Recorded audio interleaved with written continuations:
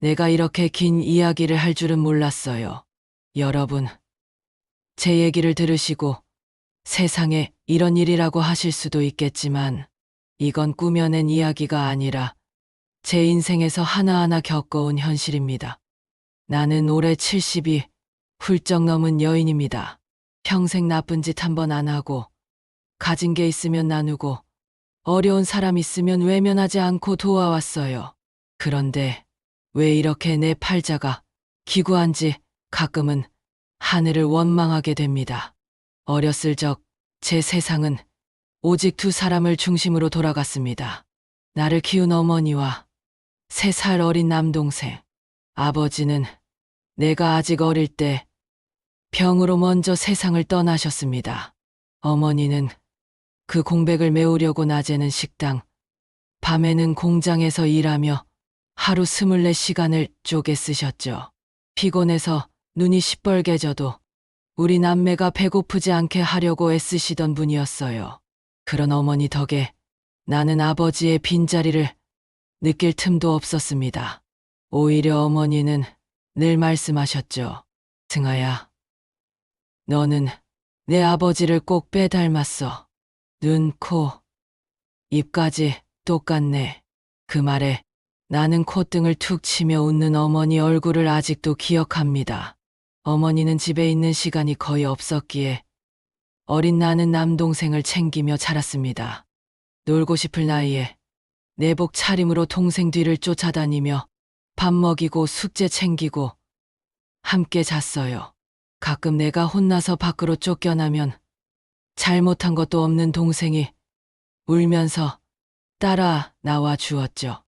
그때부터 우리는 서로에게 친구이자 가족이었고 누군가가 넘어지면 함께 무릎을 닦아주는 사이였습니다.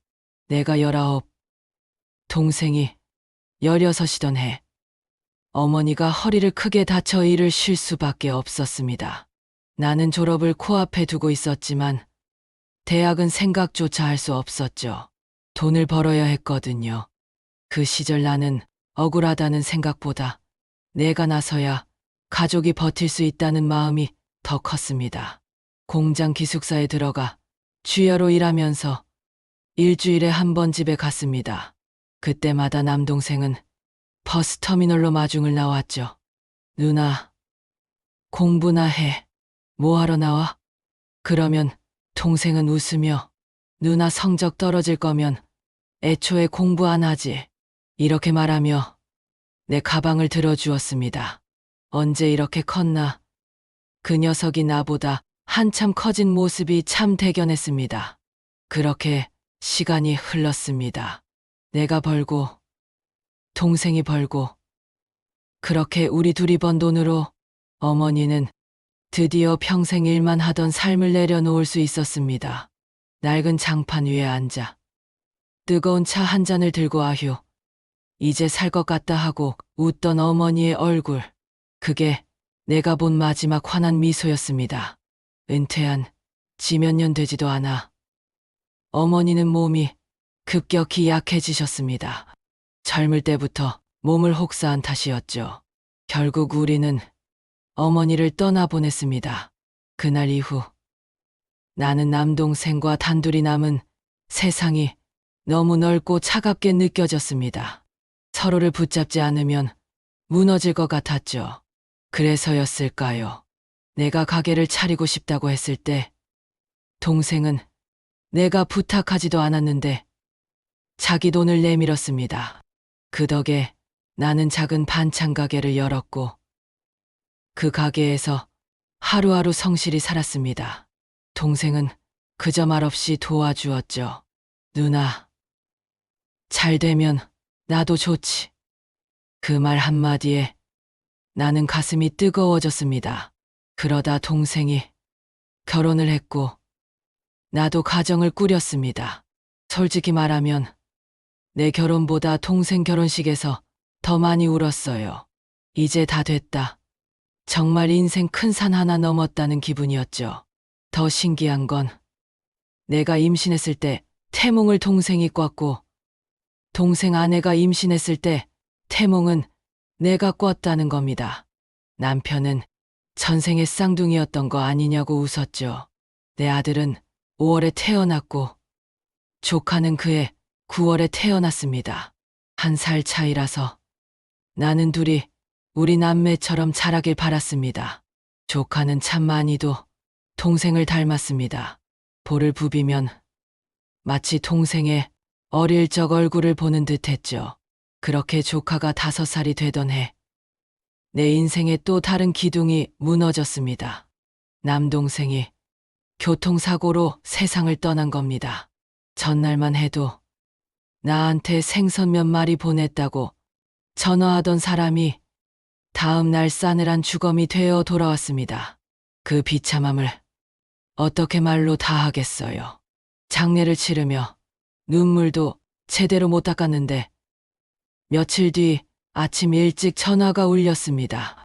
수화기 너머로 조카의 떨리는 목소리가 들렸죠.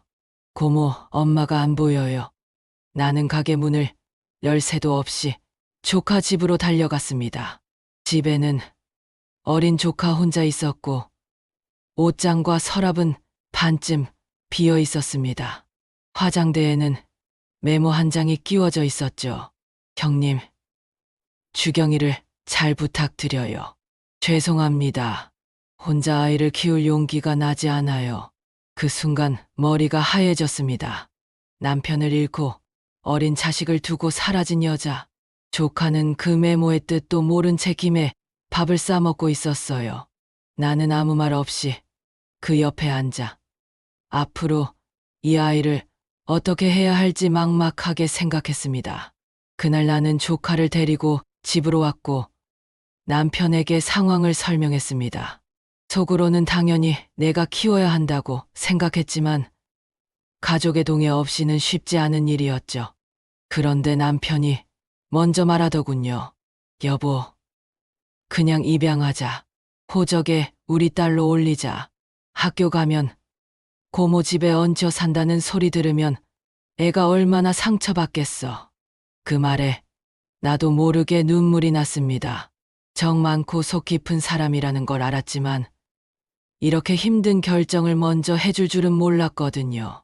우리는 친양자 입양 절차를 밟았습니다. 어차피 동생은 세상에 없고 전 아내는 연락조차 되지 않았으니 법적 동의도 필요 없었죠. 그보다 더 어려운 건 조카에게 이 상황을 설명하는 일이었습니다. 조카를 입양하기 전 나는 아이를 앉혀놓고 조심스럽게 물었습니다. 주경아, 우리 집에서 고모랑 살래? 아이는 울먹이며 말했죠. 그럼 엄마는요? 나는 숨을 고르고 대답했습니다. 엄마는 혼자 살 준비가 안 된 거야. 주경이를 버린 게 아니라 주경이가 더 행복하게 살 수 있는 기회를 준 거야. 고모네랑 살면 식구가 많아서 외롭지 않아.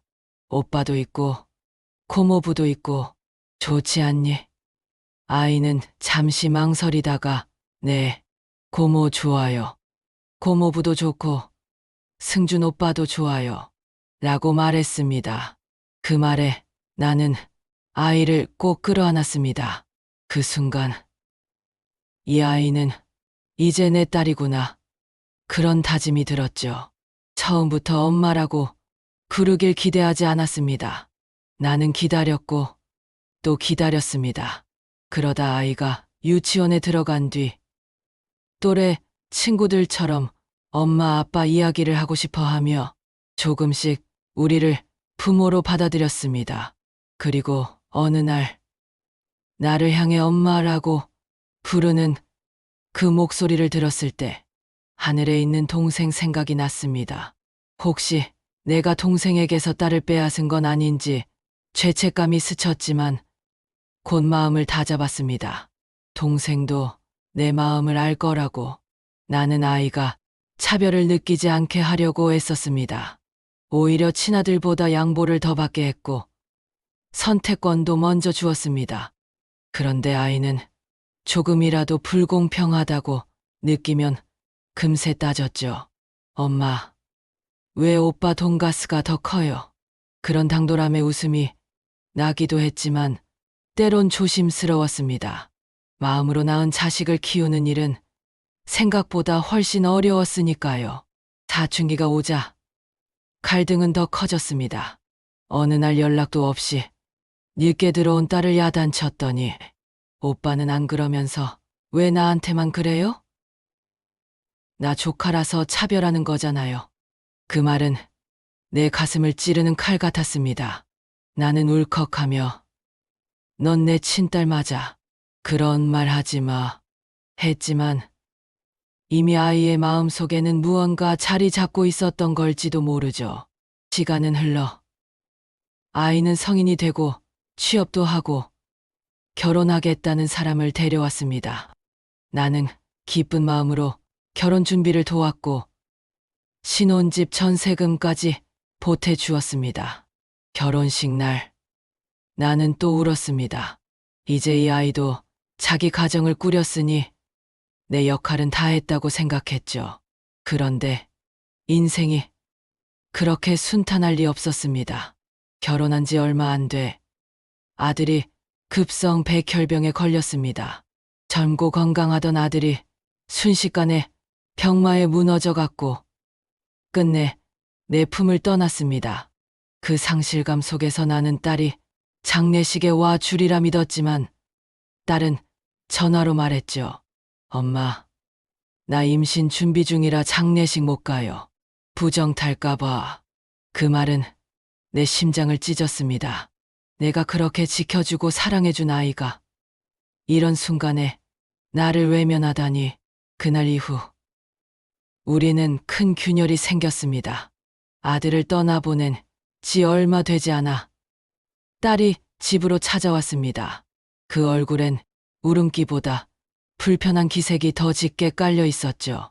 엄마, 나 이혼해요. 갑작스러운 말에 나는 놀라서 이유를 물었습니다. 하지만 딸은 살다 보니 맞지 않아서요. 라고 대수롭지 않게 말했습니다. 그런데 그 뒤에 이어진 말이 나를 경악하게 했습니다. 엄마, 위자료 줘야 하는데 오빠 보험금 나온 거 있죠? 그거 좀 쓸 수 없어요? 순간 나는 딸이 아니라 눈앞에 사리사욕에 눈먼 낯선 사람을 보는 것 같았습니다. 아들의 죽음이 아직도 가슴을 도려내고 있는데 그 목숨값을 위자료로 쓰겠다고 하다니. 너, 내 오빠 목숨값으로 위자료 내겠다는 거야? 내 목소리는 떨렸고 분노가 치밀었습니다. 다른 돈은 그냥 돈이지 뭘 그렇게까지라며 태연하게 대답했습니다. 그 말을 끝으로 나는 더는 대화를 이어가지 못하고 차갑게 잘라냈습니다. 그 돈은 절대 못 줘. 그리고 이런 말 할 거면 2번 다시 집에 오지 마. 이후로 딸은 남편을 통해 계속 돈을 요구했지만 나는 단호했습니다. 이제라도 독립시켜야 해. 그러나 나중에 알게 된 건 딸이 이혼 사유를 숨기고 있었다는 거였습니다. 그녀는 불륜을 저질렀고 임신 운운하며 장례식을 피한 것도 거짓말이었죠. 그 순간 나는 내 마음속 무언가가 툭 끊어지는 걸 느꼈습니다. 그렇게 멀어진 채 몇 년이 흘렀습니다. 그 사이 남편마저 췌장암 진단을 받았습니다. 아들 잃은 상처가 채 아물기도 전에 남편마저 떠날 수 있다는 사실은 내 영혼을 송두리째 흔들었습니다. 나는 가게를 접고 남편 간병에 전념했습니다. 남편은 끝까지 나를 위로하려 했지만 병세는 나아지지 않았습니다. 결국 그는 내 손을 꼭 잡은 채 눈을 감았습니다. 남편 장례식에서 딸은 눈물 한 방울 흘리지 않았습니다. 마치 의무적으로 온 사람 같았죠. 장례가 끝나고 집에 돌아오자마자 딸은 내게 말했습니다. 엄마, 아빠 물건은 빨리 치워야 돼요. 안 그러면 쓰레기만 껴안고 사는 거예요. 그 순간 나는 가슴이 찢어졌습니다. 그건 물건이 아니라 내 남편의 흔적이었으니까요. 며칠 뒤 딸이 찾아와 사과했습니다. 엄마, 미안해요. 이제 우리 둘밖에 없잖아요. 잘 지내요. 나는 또 한 번 기회를 주었습니다. 그렇게 우리는 합가했고 딸은 계약직으로 일하며 달라진 듯 보였습니다. 가끔은 엄마, 나중에 우리 둘이 가게 해요. 하며 미래를 이야기하기도 했습니다. 그 말에 나도 모르게 웃음이 났습니다. 이제야 철이 드나 보다 하고 말이죠. 하지만 그 평화는 오래 가지 않았습니다. 딸이 새 남자를 만나 재혼을 준비하던 중 어느 날 울면서 들어왔습니다. 엄마, 그 사람이 회사가 곧 망할 수도 있대요. 급한 돈만 있으면 된대요. 1억만 도와주세요. 나는 잠시 망설였지만 마지막이라는 말에 마음이 약해졌습니다. 그리고 그 돈이 내 딸의 마지막 거짓말이 될 줄 몰랐죠. 며칠 후 예비 사위를 만난 자리에서 나는 그 돈 이야기를 꺼냈습니다. 그런데 그는 전혀 모르는 일이었습니다. 장모님, 저는 사업에 문제 없는데요. 심장이 쿵 내려앉았습니다. 집에 돌아오자마자 딸을 불러 따졌습니다. 너, 그 돈 어디다 쓴 거야? 처음에는 둘러대더니 결국 무릎 꿇고 울며 고백했습니다. 도박 빚이었다고. 불법 도박에 빠져 빚이 불어났고 빚쟁이가 경찰에 넘긴다고 하자 나한테 거짓말을 했다는 겁니다. 나는 허탈했고 더 이상 믿음이란 걸 붙잡을 힘조차 남아있지 않았습니다. 도박 빚 이야기를 들었을 때 나는 더 이상 기가 막히다는 말조차 나오지 않았습니다. 엄마, 정말 잘못했어요. 이제는 안 해요. 믿어주세요. 딸은 두 손을 모아 울며 빌었지만 내 마음은 이미 굳게 닫혀 있었습니다. 그때 나는 알았죠.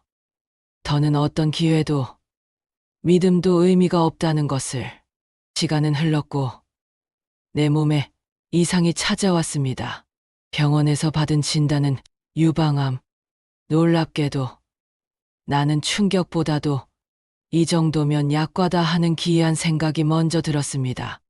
그동안 겪은 풍파를 생각하면 암 진단쯤은 더 이상 두렵지 않았거든요.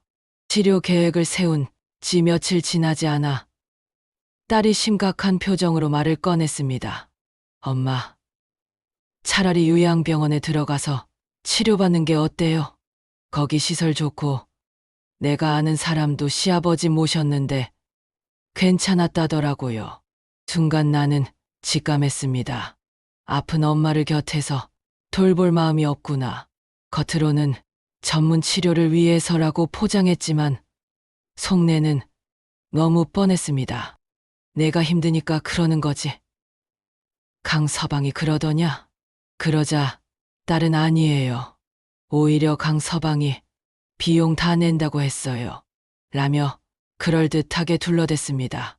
결국 나는 딸을 따라 그 병원을 보러 갔습니다. 하지만 눈앞에 보인 건 오래되고 낡은 건물과 썰렁한 병실뿐이었습니다. 그 순간 나는 마음을 정했습니다. 그래, 여기 들어가자. 대신 나도 준비를 해야겠어. 나는 곧 변호사를 찾았습니다. 딸을 파양하겠다고 말했을 때 변호사의 표정에는 놀람과 안쓰러움이 섞여 있었습니다. 친양자 입양이라 절차가 까다롭지만 유기와 태만을 입증하면 가능합니다. 나는 딸이 나에게서 받아간 돈, 거짓말, 도박, 그리고 병 진단 직후 요양병원에 넣으려 한 사실을 모두 설명했습니다. 병원 방문 기록을 보면 딸은 나를 입원시킨 뒤 단 한 번도 찾아오지 않았습니다. 3일에 한 번 전화만 했죠. 그것도 5분도 안 되는 통화. 소송 준비가 끝나갈 무렵 딸이 병원으로 찾아왔습니다. 우락부락한 얼굴로 문을 열고 들어오더니 내 가슴에 가방을 내던지며 소리를 질렀습니다. 엄마, 나를 파양한다고? 제정신이에요. 딸의 목소리는 거의 비명에 가까웠습니다. 하늘에 있는 외삼촌 얼굴 볼 낯이 있어요? 나 버리고 미안하지도 않아요? 나는 차갑게 대답했습니다. 내가 할 만큼 했어. 이제 모녀가 아니라 그냥 조카와 고모로 돌아가자. 그 말에 딸은 얘 어깨를 붙잡고 흔들며 울부짖었습니다. 우리 같이 가게 차리자고 했잖아요. 계획은요? 나는 씁쓸하게 웃으며 말했습니다. 그 가게에 필요한 건 엄마가 아니라 엄마 돈이었겠지. 이제 그만하자. 내가 준 건 다 주지 않아도 돼. 그게 마지막 선물이야. 순간 딸은 주먹을 들어 내 가슴을 마구 쳤습니다. 병원 직원들이 달려와 그녀를 끌어냈지만 내 가슴에는 커다란 멍이 남았습니다. 그 멍이야말로 법적으로 파양을 확정짓는 결정적 증거가 됐죠. 변호사는 이제 어렵지 않습니다. 라고 했고 나는 병원을 옮겼습니다. 더 나은 환경에서 치료를 받으며 내 인생에서 가장 무거운 짐 하나를 내려놓을 준비를 했습니다. 재판은 생각보다 빨리 끝났습니다. 그해 가을, 딸은 법적으로 나와 아무런 관계가 없는 사람이 되었습니다. 40살의 고아가 된 딸, 그리고 자식 하나 없는 내가 남았습니다. 법원에서 파양 결정이 난 날, 나는 가슴 깊숙이 묵혀있던 숨을 길게 내쉬었습니다. 그날은 긴 장마가 끝난 것처럼 공기마저 달라 보였죠. 이제 끝이다. 그 한마디가 마음속에서 울렸습니다. 하지만 세상 일이 그렇게 깨끗하게 끝나진 않더군요. 며칠 후 간호사가 전해줬습니다. 아까 어떤 여자가 와서 소란을 피우다 그냥 갔어요. 가족 외에는 면회가 안 된다고 하니까요. 가족이 이제는 더 이상 가족이 아닌 그 아이였습니다. 그리고 며칠 뒤 내 휴대폰에 문자 한 통이 도착했습니다. 엄마, 나 이혼했어요. 죄송해요. 한 번만 봐줘요. 이제 엄마뿐이에요. 그 짧은 문장 속에 불쌍한 척과 미안한 척이 뒤섞여 있었지만 나는 더 이상 흔들리지 않았습니다. 파양을 결심하기 전 나는 수십 번 스스로에게 물었거든요. 이 결정을 하고 나면 하늘에서 남동생을 만났을 때 부끄럽지 않을까? 하지만 그 답은 언제나 같았습니다. 남동생이라면 누나, 고생했어. 손해보는 인생 살지 마. 라고 할 거라고. 이제 내게 남은 건 치료와 나 자신뿐이었습니다. 병원에 아무도 찾아오지 않지만 오히려 마음이 편했습니다. 이제는 누군가를 기다리지 않아도 됐으니까요. 찾아와도 돈 얘기나 꺼낼 사람이라면 없는 게 나았습니다. 나는 내 남은 재산을 어떻게 할지도 정해놨습니다. 아들과 남편이 남겨준 돈을 고마움도 모르는 사람에게 줄 수는 없죠. 내가 세상을 떠나면 남은 건 전부 사회에 기부할 생각입니다. 외롭고 힘든 사람들을 위해 쓰이길 바랍니다. 돌이켜보면 나는 남동생의 딸을 데려와 진심으로 사랑했고 정성을 다해 키웠습니다. 친아들보다 더 챙겨주기도 했습니다. 그런데 은혜를 모르는 마음은 어떻게 할 수 없는 거더군요. 내 아들에게는 미안합니다. 혼자 받을 수 있는 사랑을 나눠야 했으니까요. 옛말에 이런 말이 있죠. 검은 머리 짐승은 거두지 말라고. 나는 그 말이 옛사람들의 편견이라고 생각했지만 한번 크게 물리고 나니 깨달았습니다. 틀린 말이 아니었다는 걸요.